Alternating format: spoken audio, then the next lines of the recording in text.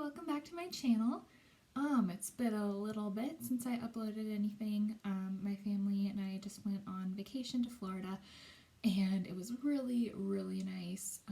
So pretty, and we had a really good time, but it destroyed me. I felt terrible for the past several days since getting back. I guess I was just so tired, and laying on a beach is apparently much more labor intensive than I used to think it was.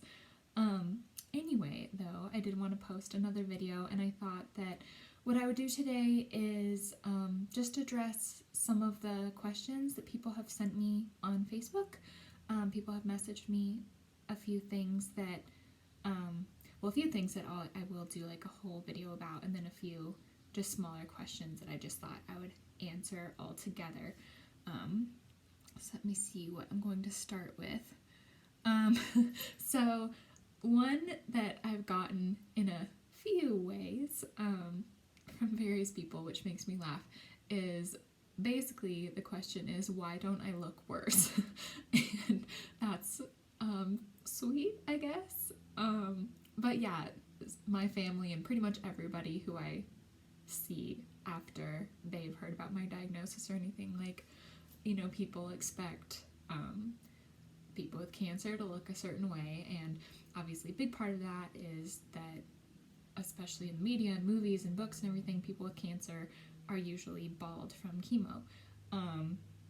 So yeah, I don't look like that. I am on chemo, but it's a pill, and hair loss is actually only one of the more uncommon side effects. And just in terms of, not looking super sick or anything, it depends on the day, but I will say, if I have 5 or whatever years, I'd hope I wouldn't feel absolutely horrible for 5 years. I don't think I would last 5 years, and so not to be morbid, but stay tuned. I'm sure that I won't always look okay. Next question kind of goes with that, and a couple people have noticed this. Somebody asked why my pupils are different sizes, and then they said, like, I don't want to freak you out, and I'm really impressed that anybody noticed. I didn't know that it would be visible on a video of like this size, but the reason that my pupils are different sized is I have a tumor on this bone called the clivus, which is kind of like if you were to point lasers from all sides where they intersect is kind of the clivus. And I knew about that in January, but then kind of forgot about it until in March, I guess. I was at a checkup with my oncologist, and the nurse practitioner noticed that my pupils were different, and I actually hadn't noticed. Stuff had been looking a little weird in my vision, but I didn't exactly know what was wrong, or if I was just tired, or I didn't know if things actually looked weird or it was just me. But anyway, so they were kind of worried. I got an MRI a couple days later because the fear was that I had a brain tumor already. That's actually when I found Claire Wineland's page, because I suddenly went from thinking that I had 5-ish years to live to maybe only months. So it did turn out that they don't think that there was any soft tissue invasion of that cancer. It was just that tumor on my clivus, and also something called the clinoid bone, got bigger and was squishing the third cranial nerve. So anyway, I got radiation for that. The radiation oncologist said that he didn't know if he expected my pupils to go back to normal. But anyway, that's why my pupils look weird. So thanks for that question. Very observant. Next is, do I have a bucket list? So many people have asked me that, and I'm kind of boring because I really don't. I don't really want to travel. Like, I just don't want to leave my family. I don't want to leave my cat.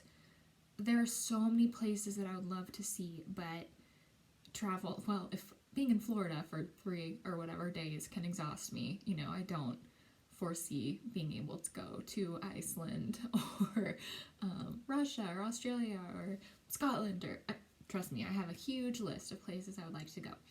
But it just isn't that high on my list of priorities. I'd rather just stay with the people I love and stay with my cat, really. And I'm not an adrenaline person, so I don't want to go skydiving. Plus, that would probably be dangerous in my condition anyway. And I don't, yeah, there just isn't a lot. Basically, there are just a lot of books that I want to read, and I've actually written 2 fiction books, and I would like to get them published. That's the only real thing on my bucket list, I guess. I just think that'd be fun. I've had one of them I don't think anybody has read, but the other one I've had maybe like 10 readers, and I think they've all liked it. So yeah, I just think that would be fun to actually have it published, and like I'd really like it to be a real book, not like an ebook, because I just want like a hardcover version of the book that I wrote. So we'll see, but that's my only major bucket list item, I'd say. Let me see. Okay, another question was, what do I think of the Survivor brand that's so big in breast cancer circles, especially? I think it's probably kind of big in cancer. There's always a cancer survivorship day at my hospital, like every year, and I think there's a National Cancer Survivors Day or week or something. And yeah, I do feel kind of torn about that. It's hard because, now I feel like I'm not a survivor because I'm gonna die of this cancer.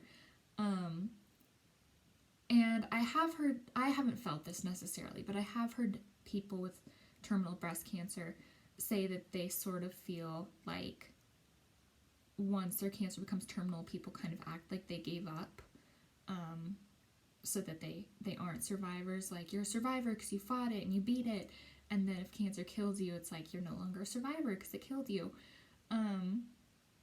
So, as long as the Survivor brand like gets money for research, I think that's fine. I hope it doesn't make people feel bad. It doesn't really make me feel bad. I did have a Survivor t-shirt that I got at a Susan G. Komen Race for the Cure a few years ago when my family and I did that for the first time. And I did feel kind of stupid having that shirt. Like, I'd only worn it at the race, and I didn't want to walk around wearing a shirt that said like Survivor. But I did get rid of it. I just threw it away because keeping it did kind of make me sad, but then I also didn't want to like give it to like Goodwill or something, because last thing anybody wants to find at a Goodwill is a breast cancer survivor shirt, because clearly, what happened to the person who owned it originally.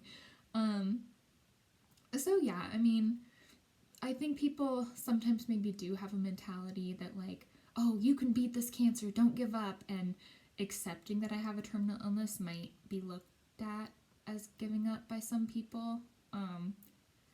But, I can't change anybody's opinion, and I'll just try to survive as long as I can, and, we're all gonna not survive something, so I'm not, like, super offended by the Survivor brand, and that it maybe doesn't apply to me anymore. Only a couple more. Let's see. Okay, so there are 2 more. One is sad and might make me cry, so then I'll go to the last happy question, which will hopefully make this video end on a high note. So one question was, what is the hardest part of having breast cancer, having terminal disease? And I mean, it's obviously a lot of parts of it are hard, but I am really grateful that, I have the warning and I can have discussions with people and talk to people and let them know how much I love them, and just be really open and intentional about spending time with people. And, I prefer that to just dying in a car accident and never getting to say the things I wish I could have said. But where that becomes really difficult is I have a cat and I just love her so much, and it really hurts me that I can't explain this to her, and that someday I'm just gonna leave and not come back, and she won't know why. So, anyway, sorry, at least I warned you. I wish that I could just say to her that so that she would understand just how much I love her and how she's like saved me. I can't imagine going through life without her, and she like brought me out of depression. I'll do a video about mental health and depression too, but anyway, I just, I get to talk about stuff with my friends and family and get to mourn with them, but with her, I'm just gonna be gone, and she won't know why. And I just hope that she doesn't think it's not like that is because I didn't love her. So, anyway. Now, as I promised, the final good question, what has been the best part of my cancer experience? Which maybe sounds like a weird question, but there have actually been really good parts. So, my church friends, before I had my mastectomy and my reconstruction, like I had told them that like afterward I wasn't going to be able to like arm wrestle or use my arms or anything like that, bench press. There are all these like restrictions for a while, and then some of them leave, but then there are some restrictions always. Like I was never supposed to bench press again, which wasn't a huge loss. But so anyway, I had an awkward party with them, which was just kind of a like just a joke that I was having the surgery and that I wouldn't be able to do push-ups or whatever again. So we had like a few light-hearted like arm wrestling competitions, and mostly just sat around and talked and joked and laughed with each other. And I made these chocolate truffles, and I seriously did not mean to do this, but they're little like ball-shaped truffles, and then I put like an M&M or something on the top, just like as decoration to be pretty. And one of my friends was like, are these supposed to look like boobs? I was like, no, they actually weren't. If I had been trying to make like breast-shaped truffles, I could have made that like a lot more awkward. But anyway, yeah, that was just a really funny party. It was so nice to get together with everybody and just joke around and make light of it.